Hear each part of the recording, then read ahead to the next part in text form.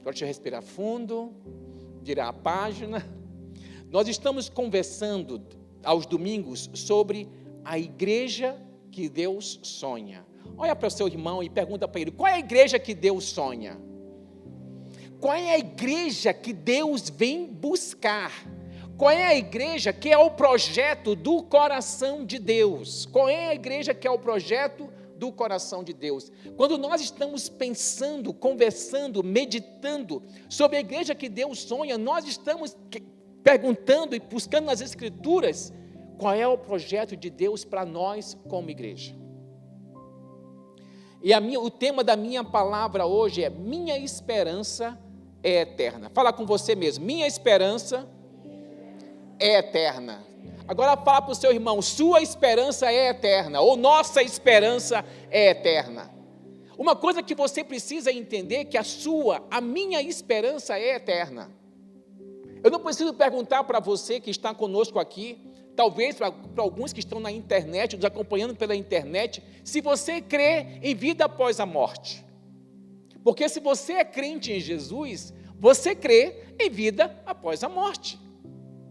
Então, quando nós falamos que nossa esperança não é eterna, nós precisamos entender que nós não estamos limitados a ter esperança apenas em relação a esta vida. E lá em 1 Coríntios capítulo 15, versículo 19, Paulo está, na verdade, esse momento aqui, Paulo está neste capítulo com uma suposição. A suposição que ele está levantando é se não houvesse ressurreição dos mortos. Aí ele vai falar várias coisas. Se não houver ressurreição dos mortos, então Cristo não ressuscitou. Se Cristo não ressuscitou, é vã a nossa fé, é vã a nossa pregação, nós continuamos em nossos pecados, nós somos falsas testemunhas, porque nós dizemos que Deus ressuscitou e que Deus ressuscitou a Cristo. Então, se não teve ressurreição dos mortos, então nós estamos pregando uma mentira. Aí, quando chega no versículo 19, Paulo diz assim: se a nossa esperança em Cristo se limita apenas a esta vida, somos as pessoas mais infelizes deste mundo. Se a nossa esperança em Cristo se limita apenas a esta vida, somos as pessoas mais infelizes deste mundo. E Paulo estava falando aqui, gente, dessa maneira, porque ele vivia todo o tempo correndo risco de morte, todo o tempo. Pregar o evangelho nas condições que Paulo pregava, era como pregar o evangelho nos países onde a igreja é hiper, ultra perseguida. É como pregar o evangelho no Afeganistão. Por exemplo, Paulo estava todos os dias com um passaporte nas mãos para ir se encontrar com Deus. Por isso, quando ele escreve aos Filipenses, ele já está preso, ele fala assim: o morrer é lucro. Aí eu quero que você pense nessa declaração de Paulo. Quando Paulo fala o morrer é lucro, Paulo fala assim: estou pronto. Estou pronto. Interessante, uma das coisas que sempre encheu o meu coração, depois que eu conheci a Cristo com 20 anos, é essa certeza: estou pronto. Gente, eu nunca tive dúvidas da minha eternidade com Deus depois que eu me converti. Crente raiz é assim, tá? Crente raiz tem convicção de eternidade com Deus. Crente raiz não é assim: eu tenho só 99,9% de que se eu morrer hoje, eu vou passar a eternidade com Deus. Aí eu quero saber o que falta para ter 100%. Aí algumas pessoas vão dizer: é porque falta algumas coisas. Que coisas, criatura? A obra de Jesus não foi completa, né?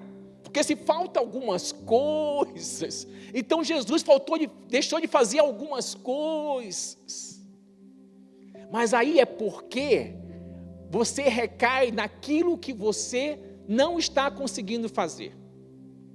Aí você acha que a sua eternidade com Deus depende do seu esforço. Só que isso não é o Evangelho, gente. Esse não é o Evangelho de Cristo. A nossa eternidade com Deus depende do esforço de Deus em Jesus. Então, ter a convicção, ter essa certeza de que a minha esperança é eterna, primeira coisa, o que essa convicção faz no meu e no seu coração? Essa convicção muda a sua atitude diante das adversidades. Corta essa música para mim, por favor. Essa convicção muda a sua atitude diante das adversidades. Observe o que diz em Atos capítulo 20, a partir do versículo 17. Essa música, tem um tom muito lento, e vai dando uma prostração, gente. Atos 20, a partir do versículo 17. Olha o que diz aqui.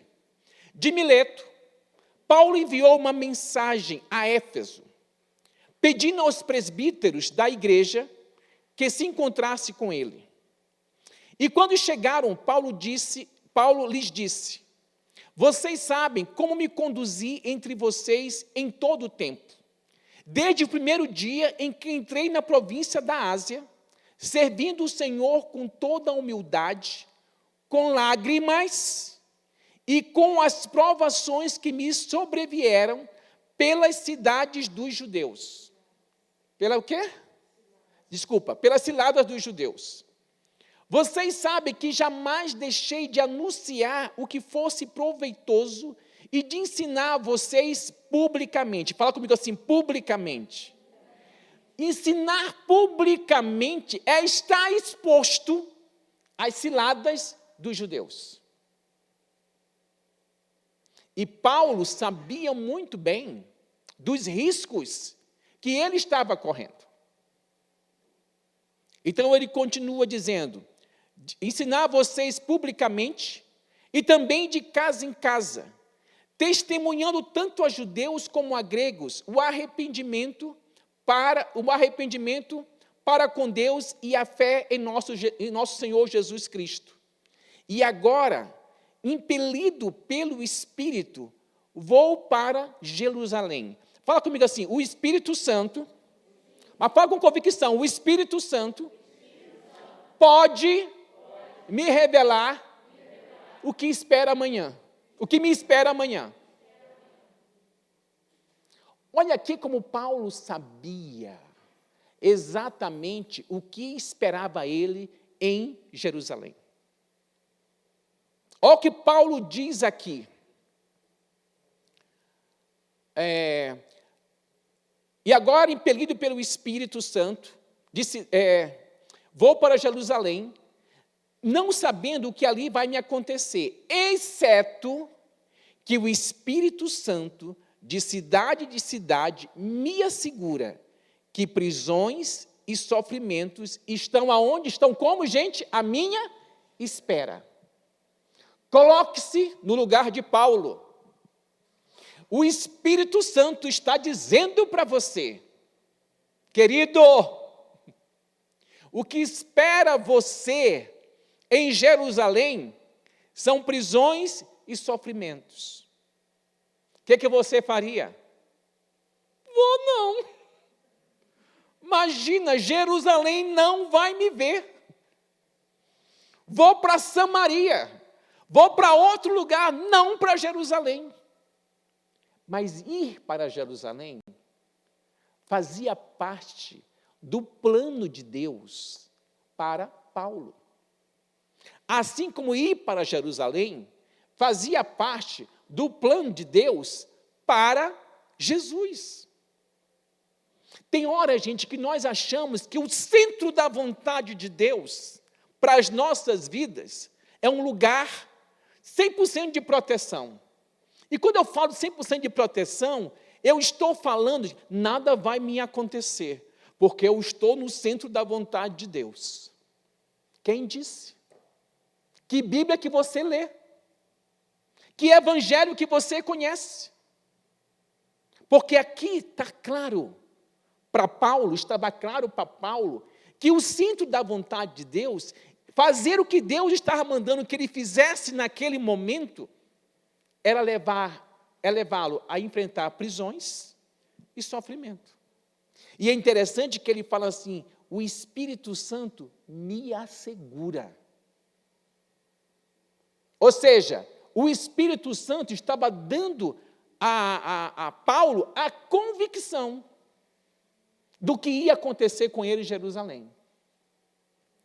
Continuando, ele diz assim, porém, em nada considero a vida preciosa para mim mesmo.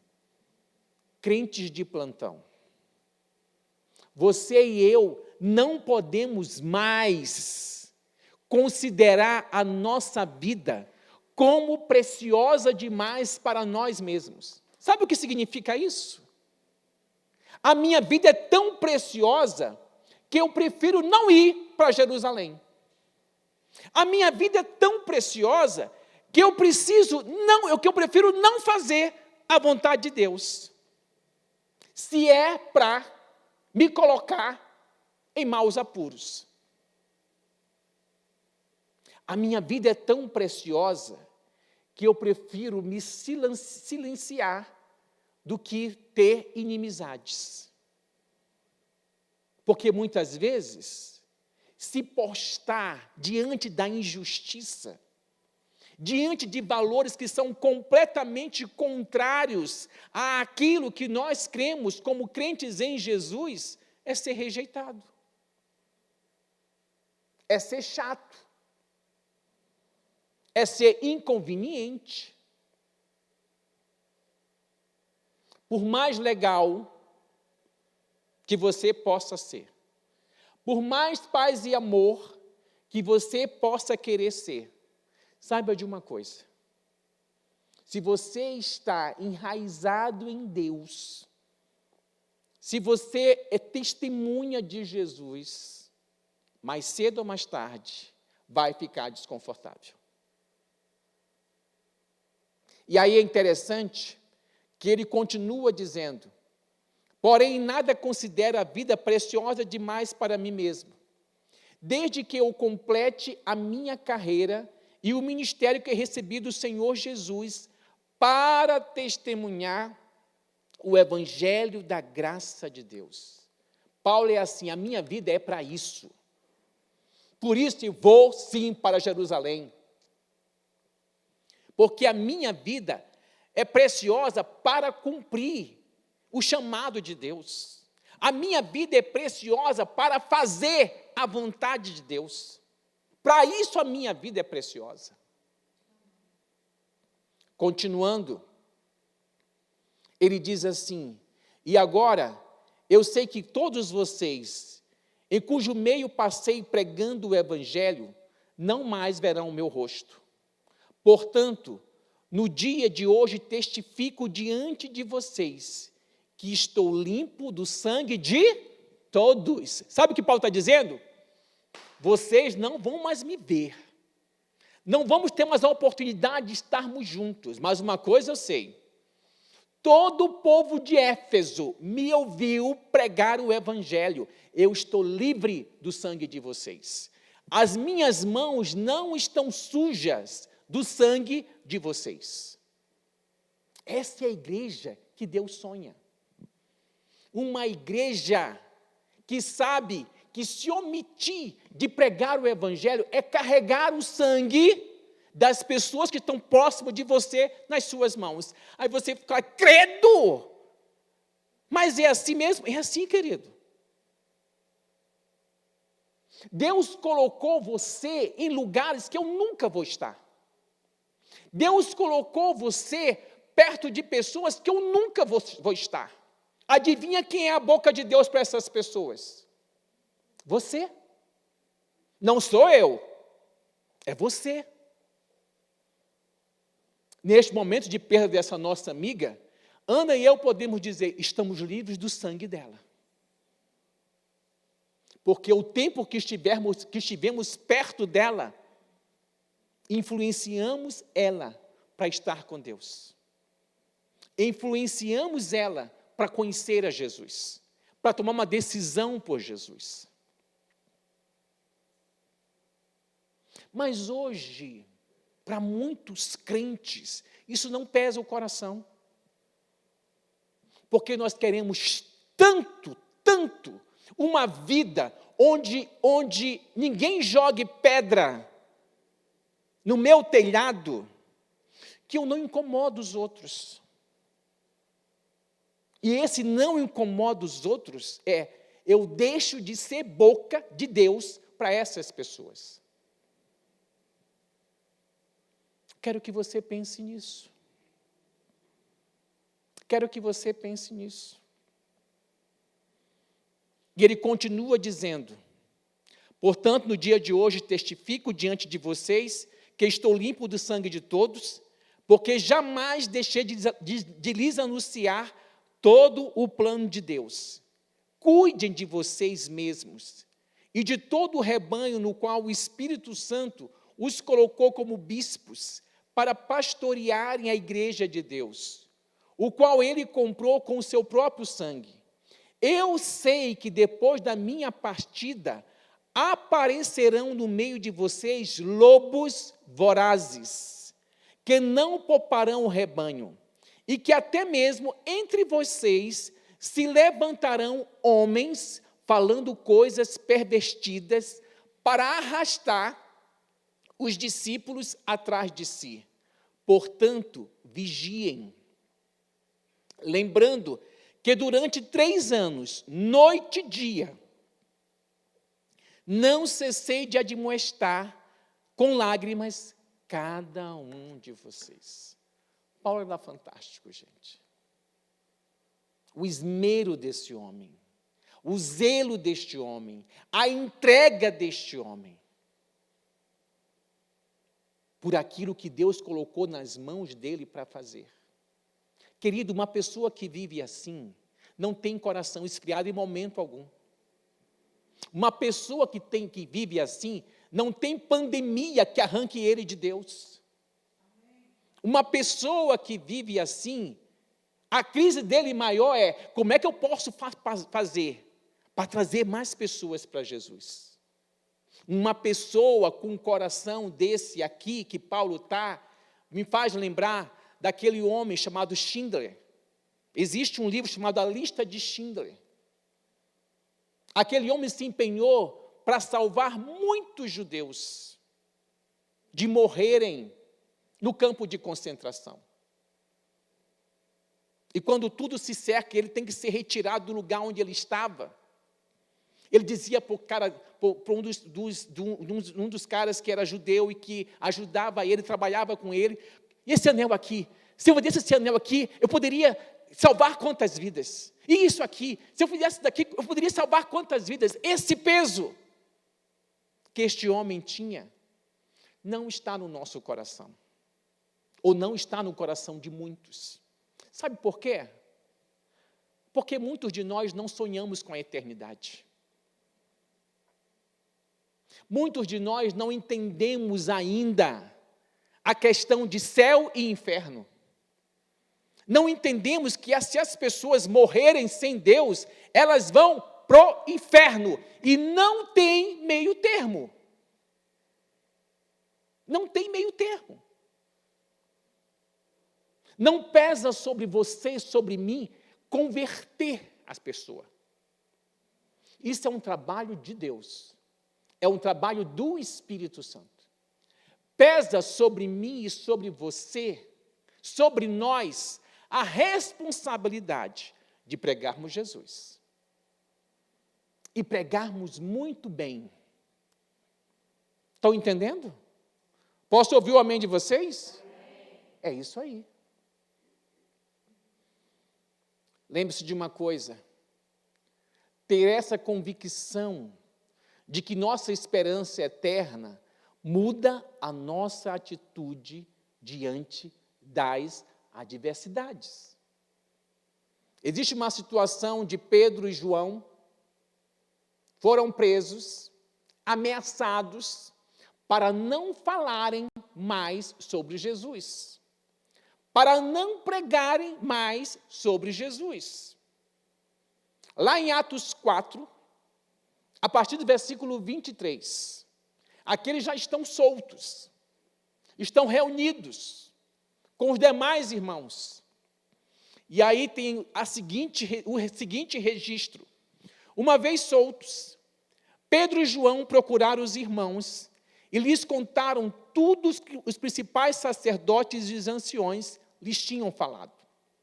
Ouvindo isto, unânimes, levantaram a voz a Deus e disseram: Tu, soberano Senhor, fizeste o céu, a terra, o mar e tudo o que neles há. Disseste por meio do Espírito Santo, por boca de Davi, nosso pai, teu servo. Porque se enfureceram os gentios, e os povos imaginam coisas vãs? Os reis da terra se levantaram, e as autoridades se juntaram contra o Senhor e contra o seu ungido. Porque, de fato, nesta cidade, Herodes e Pôncio Pilatos, com os gentios e gente de Israel, se juntaram contra teu santo servo Jesus, a quem ungiste, para fazerem tudo que a tua mão e o teu propósito predeterminaram. Agora, Senhor, olha o ponto alto desta oração. Agora, Senhor, olha para as ameaças deles e derrame fogo dos céus sobre eles. É isso que Paulo fala aqui? É isso que João e Pedro falam aqui? Para nós era assim, a nossa oração seria assim: Senhor, olha para as ameaças deles, mata esses homens. Senhor, impede esses homens de nos tocarem. Senhor, traz confusão ao exército inimigo. Talvez esse fosse o conteúdo da nossa oração. Mas olha como eles oram. Agora, Senhor, olha para a ameaça deles e concede aos teus servos que anuncie a tua palavra com toda ousadia, enquanto estendes a tua mão para fazer curas, sinais e prodígios, por meio do nome do teu santo, por meio do nome do teu santo servo Jesus. Tendo eles orado, tremeu o lugar onde estavam reunidos, todos ficaram cheios do Espírito Santo e com ousadia anunciavam a palavra de Deus. Eles não oraram pedindo para que Deus removesse aquelas barreiras. Eles oraram: Senhor, nos dá ousadia para continuarmos anunciando a tua palavra e também te manifesta com sinais e prodígios. Isso tocou de uma tal forma o coração de Deus que trouxe literalmente uma estrondosa manifestação de Deus. Querido, querida, quando você tem a convicção dessa esperança eterna, essa convicção muda a sua atitude diante das adversidades. Uma outra coisa acontece quando você tem essa convicção de que sua esperança é eterna. Você tem convicção da vitória sobre a morte. Uma das músicas antigas que nós cantávamos nos anos 90, acho que era nos anos 90 já, que dizia assim: quando terminar essa vida e lá no céu eu chegar. E eu esqueci a letra. Quando terminar essa vida e lá nos céus eu chegar, haverá uma multidão de irmãos esperando para me abraçar, e perguntarão a uma voz, voltados para mim: ó, conta-nos como você, irmão, venceu e chegou aqui. E falarei e cantarei de Jesus que me amou, e que por esse pecador a si mesmo se entregou. Foi graça, graça, superabundante graça. Foi graça, graça, preciosa e doce graça. Foi graça, irmão, que foi graça, graça. Então, assim, uma das coisas que você precisa entender, querido e querida, é que a graça de Deus que está sobre mim, que está sobre você, essa graça nos dá vitória sobre a morte. Posso ouvir o seu amém? E lá em 1 Coríntios, capítulo 15, a partir do versículo 20, Paulo escreve dizendo, com a certeza da ressurreição de Cristo, aí ele fala assim: mas de fato, Cristo ressuscitou dentre os mortos, sendo ele as primícias dos que dormem. Visto que a morte veio por um homem, também por um homem veio a ressurreição dos mortos. Porque assim como em Adão todos morrem, assim também todos serão vivificados em Cristo.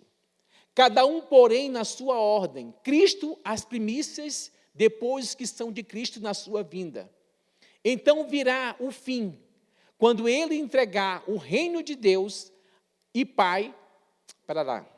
Quando ele entregar o reino de Deus e Pai. Minha versão tem e Pai. É e Pai, tá certo, Ana. E Pai. Quando houver destruído todo o principado, bem como toda a potestade e poder, porque é necessário que ele reine até que tenha posto todos os inimigos debaixo dos seus pés. Fala comigo assim: o último inimigo, mas fala com convicção, crente, o último inimigo a ser destruído é a morte. Ou seja, gente, vai acontecer conosco o que aconteceu com Jesus. A morte deteve Jesus? A morte também não vai nos deter. Por isso que essa é a maior palavra de consolo que você pode dar para alguém que perdeu alguém que morreu em Cristo. Essa foi a maior palavra de consolo. Quando eu perdi irmão, quando eu perdi irmã, quando eu perdi meu pai, quando eu perdi a minha mãe, sobrinhos, a convicção, a certeza de que é um até breve, de que eu vou reencontrá-los. Isso me trouxe consolo. Isso acalentou o meu coração. Paulo escreve em Tessalonicenses sobre isso e ele vai falar: consolai-vos com esta palavra, com essa certeza. Na continuação, ele diz assim: o último inimigo a ser destruído é a morte, porque ele sujeitou todas as coisas debaixo dos seus pés. E quando diz todas as coisas lhe estão sujeitos, certamente exclui aquele que a tudo lhe sujeitou. Quando, porém, todas as coisas lhe estiverem sujeitas, então o próprio Filho também se sujeitará àquele que a todas as coisas lhe sujeitou, para que sejam tudo em todos. Aí, ele diz assim, aí alguém pode perguntar, pode questionar. Eu me perdi aqui, um momento só.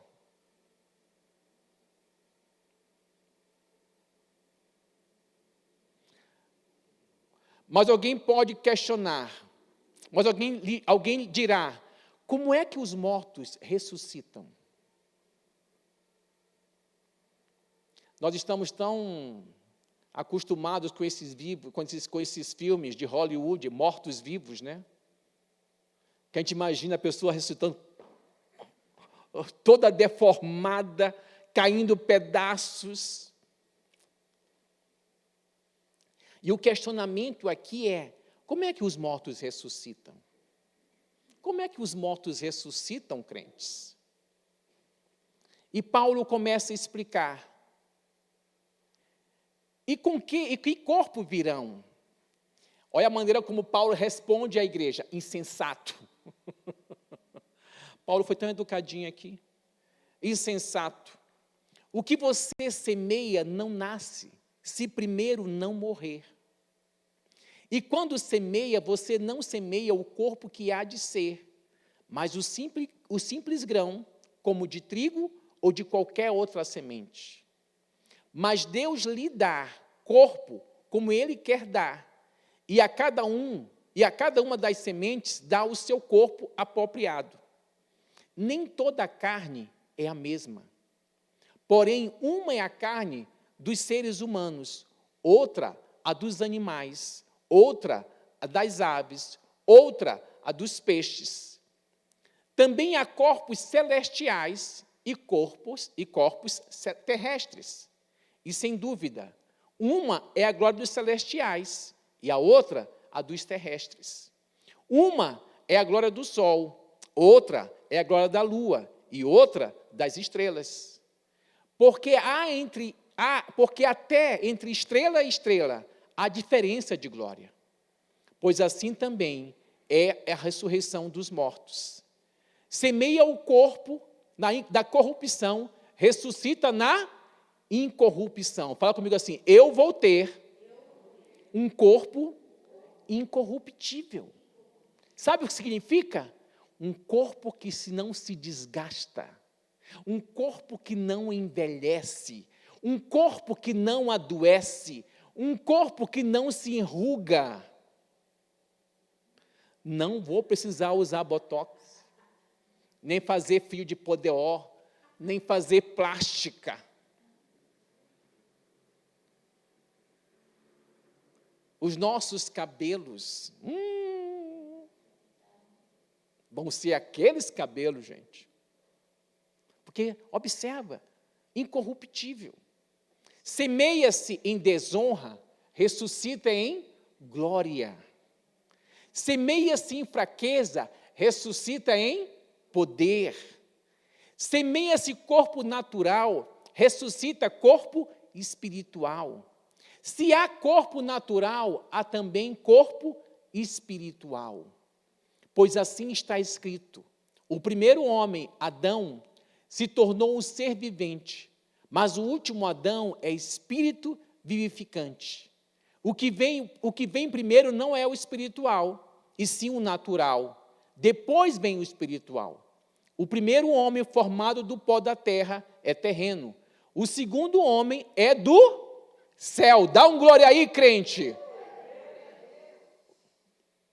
Como foi o homem terreno, assim são os demais que são feitos do pó da terra. Como é o homem celestial, assim também são os celestiais. E assim como trouxemos a imagem do homem terreno, também a imagem do homem celestial. Ou seja, você e eu seremos como Cristo. Com isto quero dizer, irmãos, que carne e sangue não podem herdar o reino de Deus, nem corrupção herdar a incorrupção. Eis que transformados no abrir e fechar dos olhos, ao ressoar da última trombeta, a trombeta soará, e os mortos ressuscitarão incorruptíveis. E nós seremos o quê, gente? Transformados. É aquela história. Vamos supor que a última trombeta toque agora. Todos os mortos ressuscitam de maneira incorruptível. E nós que estamos aqui, inclusive o niteroiense que está aqui, vai ter o seu corpo transformado. Nós vamos ter o mesmo corpo daqueles que ressuscitaram. Um corpo que não tem fraqueza, um corpo que não tem corrupção. Eu acho isso aqui fantástico. E quando este corpo que é corruptível se revestir da incorruptibilidade, e o que é mortal se revestir da imortalidade, então se cumprirá a palavra que está escrita: tragada foi a morte pela vitória. Onde está, ó morte, a sua vitória? Onde está, ó morte, o seu aguilhão? O aguilhão da morte é o pecado, e a força do pecado é a lei. Aí ele diz assim: graças a Deus, que nos dá a vitória por meio de nosso Senhor Jesus Cristo.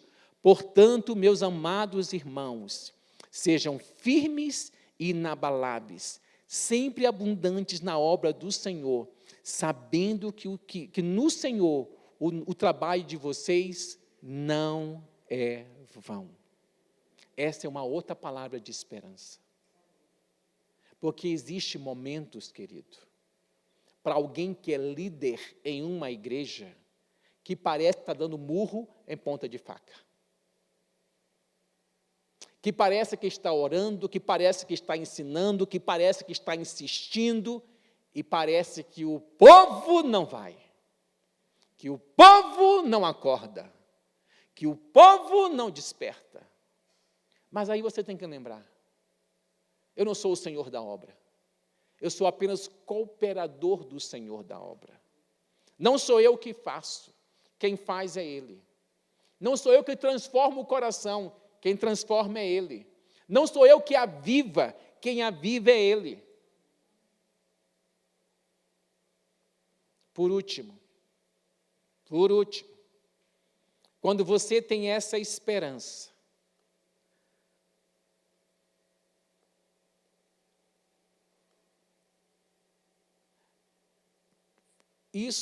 essa convicção tira de nós o medo do homem.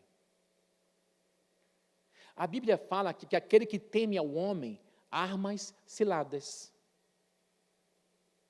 Se eu tenho medo da cara do Tião, se eu tenho medo do Tião, eu nunca vou ser totalmente verdadeiro com o Tião. Viver com medo de um igual a nós, gente, é pisar em ovos. Viver com medo de um igual a nós é não conseguir dizer não. É não conseguir colocar limite. É não conseguir falar a verdade como deve ser falada. É estar sempre na defensiva. Mas olha o que Jesus fala para os discípulos em Lucas capítulo 12, a partir do versículo 4. Digo a vocês, meus amigos, não temam os que matam o corpo. Quem é que mata o corpo, gente? Um igual a nós. Um igual a nós pode matar, pode me matar. Ele fala assim: não temos os que matam o corpo. E depois nada mais podem fazer. Fala comigo assim: toda ação humana contra mim é limitada. Porque o homem pode só me ferir esse corpo aqui. O homem pode até exterminar a minha vida. Mas é só até aí a ação dele. A ação humana não é eterna. A ação humana é natural, não é eterna. Olha o que diz aqui ainda. Eu, porém, vou mostrar a quem vocês devem temer. Temam aquele que depois de matar tem o poder para lançar no inferno. Sim, digo que a esse vocês devem temer. Ele está dizendo assim: temam a Deus. não há um outro igual a vocês. Porque Deus pode matar e lançar no inferno, mas um igual a vocês, não. Aí ele continua dizendo: não se vendem 5 pardais por 2 moedinhas? Entretanto, Deus não se esquece de nenhum deles. Até os cabelos da cabeça de vocês estão contados. Não temam. Vocês valem bem mais do que muitos pardais. Digo mais a vocês: todo aquele que me confessar diante dos outros, também o Filho do Homem o confessará diante dos anjos de Deus. Mas o que me negar diante das pessoas será negado diante dos homens de Deus. Sabe o que Jesus estava fazendo com os discípulos aqui? Encorajando-os a testemunhar a quem quer que seja. Encorajando-os a vencer o medo do outro. Encorajando-os a serem ousados para pregar a palavra. É essa igreja que Deus sonha. Uma igreja que tem uma esperança eterna. E porque tem uma esperança eterna, tem uma atitude diferente diante das adversidades. É uma igreja que tem a convicção plena da sua vitória sobre a morte e não poupa a sua vida, a não ser para cumprir a vontade de Deus, o chamado de Deus. É uma igreja que o fato de ter a convicção, a esperança eterna, não tem medo de um outro igual a si mesmo. Fique de pé. Quero orar por você, quero orar por nós. Talvez nessa noite, feche seus olhos, a sua oração seja talvez uma oração de confissão. Pelo medo que você já teve e tem, de abrir a sua boca e testemunhar para as pessoas de Jesus.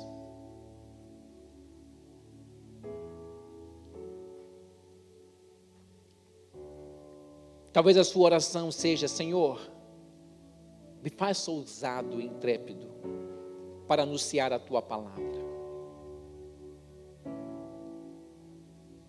Talvez a sua oração nessa noite seja: Senhor, olha para as ameaças que aquele e aquela têm feito, mas me dá ousadia para anunciar a palavra a ele ou a ela, enquanto o Senhor manifesta o teu poder.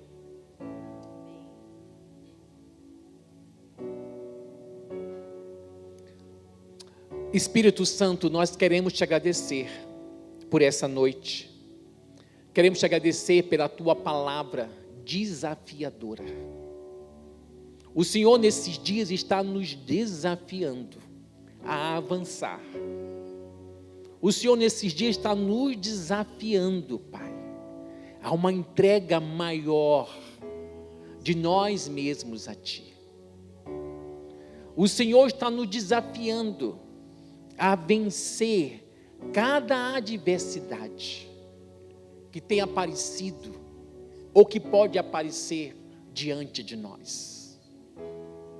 Nesses dias, Pai, o Senhor tem nos chamado a ter uma convicção tamanha do céu, tamanha, que isso nos liberte aqui na terra, nos liberte para sermos testemunhas do Senhor a tempo e a fora de tempo, nos liberte para não temer o homem, nos liberte para não nos envergonharmos do Senhor, mas confessar o Senhor diante de quem quer que seja. Espírito Santo, age assim nas nossas vidas, age assim nas nossas vidas, Age assim nas nossas vidas, Senhor. Eu não